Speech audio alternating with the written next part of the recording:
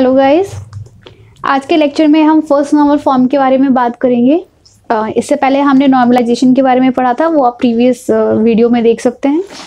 First normal form की जब हम बात करते हैं तो फर्स्ट नॉर्मल फॉर्म आपका क्या बोलता है, पहले ये देखिए। According to first normal form it says table should not contain any multi valued attribute. अब यहाँ पे ये बोलता है कि टेबल आपका कोई भी मल्टी वैल्यूड एट्रीब्यूट कंटेन नहीं करना चाहिए। आपने जब एट्रीब्यूट्स की बात की होगी, एट्रीब्यूट्स पढ़े होंगे, तो आपने टाइप्स ऑफ एट्रीब्यूट्स पढ़े होंगे, जहाँ पे एक टर्म आया होगा मल्टी वैल्यूड। जैसा कि ये टर्म खुद बोलता है, मल्टी का मतलब क्या होता है, एक से ज़्यादा, और वैल्यू मतलब अगर किसी भी फील्ड की, किसी भी एट्रीब्यूट की एक से ज़्यादा वैल्यू है, that is your multi valued attribute. Example की अगर मैं बात करूँ, आजकल हम देखेंगे तो हर बंदे के पास एक से ज़्यादा सेलफोन नंबर हैं, हर कोई एक से ज़्यादा नंबर्स को मोबाइल नंबर्स को यूज़ करता है। तो मोबाइल नंबर आपका क्या हो गया, मल्टी वैल्यूड। क्यों? क्योंकि पर्सन एक ही है लेकिन वो नंबर जो है बहुत सारे यूज़ कर रहा है। सेम अगर मैं बात करूँ हॉबीज़ की, एक ही बंदा है लेकिन उसकी हॉबीज़ एक से ज़्यादा हो सकती हैं। साइकिलिंग हो सकती है, स्विमिंग हो सकती है, ट्रैवलिंग हो सकती है। तो एक ही बंदे के अगर एक से ज़्यादा कोई हम वैल्यूज़ की बात करें, जैसे हम कार्स की बात कर सकते हैं कि एक बंदे के पास एक से ज़्यादा कार्स हो सकती हैं, तो ये they all are the examples of multi valued attribute. तो अब हम टेबल के अंदर पहले हम देखते हैं कि हम कैसे आइडेंटिफाई करेंगे कि टेबल आपकी फर्स्ट नॉर्मल फॉर्म में है या नहीं है। तो इस टेबल को आप देखिए, ये हमारी मेन टेबल है जिसका नाम है स्टूडेंट। इसके अंदर मैंने 3 एट्रीब्यूट्स, जिसको हम फील्ड्स भी बोल सकते हैं, लिए हैं। S I D which is your student I D, S name which is your student name, and C name जो कि आपका कोर्स नेम है।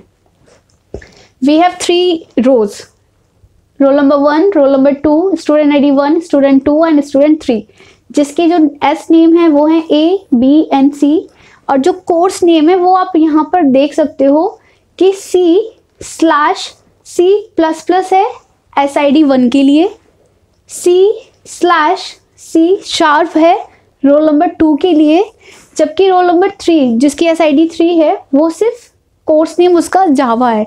तो ये जो स्लैश करके आपको जो चीज़ें गिवन है, ये आपकी मल्टी वैल्यूड एट्रीब्यूट है। इसका मतलब ये होता है कि जिसकी आईडी 1 है और जिसका नेम ए है, उसने 2 कोर्स में इनरोल किया हुआ है। एक है आपका सी और एक है आपका C++। सेकंड, जिसकी आईडी 2 है, जिसका नेम बी है, उसने भी 2 कोर्स में इनरोल किया हुआ है। कौन कौन से? C and C#। And third one is roll number 3, जिसने सिर्फ एक ही कोर्स में इनरोल किया है, जो है आपका जावा। अब हम यहाँ पे बात करते हैं कि ठीक है, हमने आइडेंटिफाई कर लिया कि आपकी जो टेबल है वो नॉर्मल फॉर्म में नहीं है। नॉर्मलाइजेशन में मैंने आपको बताया था कि हम नॉर्मल फॉर्म्स को क्यों यूज़ करते हैं, ताकि रिडंडेंसी को रिड्यूस कर पाए। तो फर्स्ट नॉर्मल में नहीं है हमारी, तो अब हम यहाँ पे क्या करेंगे, अब इसकी सॉल्यूशन की बात करते हैं। तो इसको सॉल्व करने की हमारे पास 3 अप्रोचेस होती हैं, तो 1 बाय 1 हम तीनों अप्रोचेस के बारे में पढ़ेंगे। सॉल्यूशन नंबर 1, इसके अंदर क्या होता है, मल्टी वैल्यूड नहीं होना चाहिए, मतलब एटॉमिक वैल्यू होनी चाहिए। एटॉमिक मतलब हर intersection of row and column must contain a single value. मतलब अगर मैं एक रो एक कॉलम की बात करूं तो वहां पर सिर्फ एक ही वैल्यू होनी चाहिए, एक से ज़्यादा वैल्यू नहीं होनी चाहिए। तो पहला सॉल्यूशन बोलता है, मैंने यहाँ पे SID लिया, एस नेम लिया, कोर्स नेम लिया जो उसके फील्ड्स थे, और इसको एटॉमिकली लिख दिया। कैसे? फर्स्ट, जिसकी SID 1 थी, नेम ए था, पहला course C, again SID 1, S name A, second course C++। Same 2 के लिए, 2 name B, course C, name, ये एक्चुअली थोड़ा सा ऊपर नीचे हो गया है, नेम 2, कोर्स B, नेम को SID 2, S name B and course name C#, and last one 3, name C and course name Java। अब आप यहाँ पे एक चीज़ देखोगे कि मैंने जो आपको प्राइमरी की का कंसेप्ट बताया था कि जो आपकी रो है वो यूनिकली आइडेंटिफाई होनी चाहिए, वो चीज़ यहाँ पर नहीं हो रही है। यहाँ पे देखिए 1 1 2 बार आ रहा है, टू टाइम्स आ रहा है क्योंकि इन दोनों ने दो कोर्सेज में खुद को इनरोल किया हुआ था। 1 ने किया हुआ था C++ में एंड 2 ने किया था C# में एंड 3 में सिर्फ एक ही कोर्स था, तो वहाँ पे सिर्फ एक ही कोर्स है। तो अब हमें हर टेबल में जब भी हम कोई टेबल क्रिएट करते हैं तो उसका डेटा यूनिकली आइडेंटिफाई करने के लिए ही हम प्राइमरी की को यूज़ करते हैं। तो यहाँ पे कंसेप्ट आता है कंपोजिट की का। कंपोजिट की के अंदर क्या होता है, अब पहले हम ये देखते हैं। प्राइमरी की मैंने आपको बताया था कि प्राइमरी की क्या होती है, आपकी यूनिक वैल्यू भी होगी और वो नॉट नल होगी, ठीक है। कंपोजिट की जब हम बात करते हैं तो कंपोजिट की का मतलब होता है कि हम more than one attribute will take a combination of more than one attribute. मतलब मेरे पास अगर ये 3 फील्ड्स हैं तो मैं ऐसे कौन से 2 फील्ड्स का या कौन से 3 फील्ड्स का कॉम्बिनेशन लूँ जिससे मैं अपने डेटा को यूनिकली आइडेंटिफाई कर पाऊँ। तो आप यहाँ पे देख सकते हो SID जो कि हर बच्चे की अलग अलग ही होगी। यहाँ पे सिर्फ रिपीट इसलिए हुई है क्योंकि एक ही बच्चे ने 2 कोर्स में इनरोल किया है, लेकिन यहाँ पे जो डिफरेंट है वो क्या है, आपका कोर्स नेम। तो यहाँ पे हम क्या लेंगे, अब डेटा को यूनिकली आइडेंटिफाई करने के लिए हम कंपोजिट की यहाँ पर लेंगे जो कि होगी आपकी SID एंड कोर्स नेम। तो यहाँ पे composite key must be a combination of SID जो कि आपकी स्टूडेंट ID है एंड कोर्स नेम। अब जब आप इन दोनों का कॉम्बिनेशन लोगे आपको जो भी डेटा मिलेगा वो यूनिकली मिलेगा। देखिए फर्स्ट में कोर्स नेम C यूनिक है, फर्स्ट में के साथ C++ ये भी यूनिक है, 2 के साथ C ये भी यूनिक है, 2 के साथ C# ये भी यूनिक है और 3 के साथ जावा ये भी यूनिक है।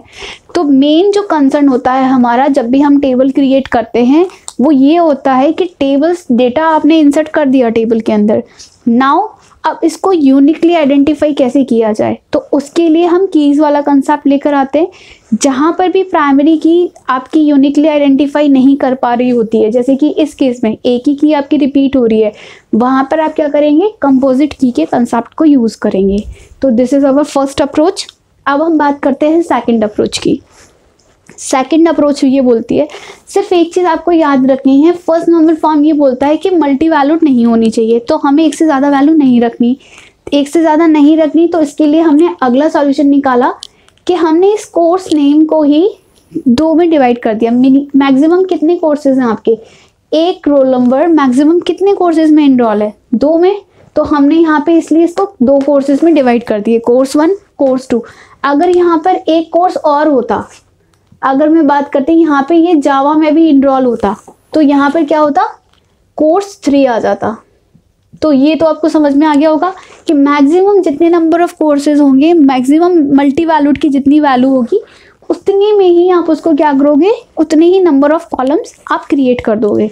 तो मैंने यहाँ पे कोर्स 1 लिया एंड कोर्स 2 लिया क्योंकि मैक्सिमम यहाँ पे जो वैल्यू थी वो 2 थी। अब इसको हमने कैसे किया, role number 1 SID 1 name A, पहले कोर्स के अंदर C एंड दूसरे कोर्स के अंदर C++। देखो टेबल के अंदर वैल्यू एटॉमिक होनी चाहिए, जो है एक सिंगल रो एंड कॉलम के अंदर single value single value single value single value. Again 2 के लिए जो रोल आपका नेम B था, स्टूडेंट B था, वो C और C# में उसने इनरोल किया था।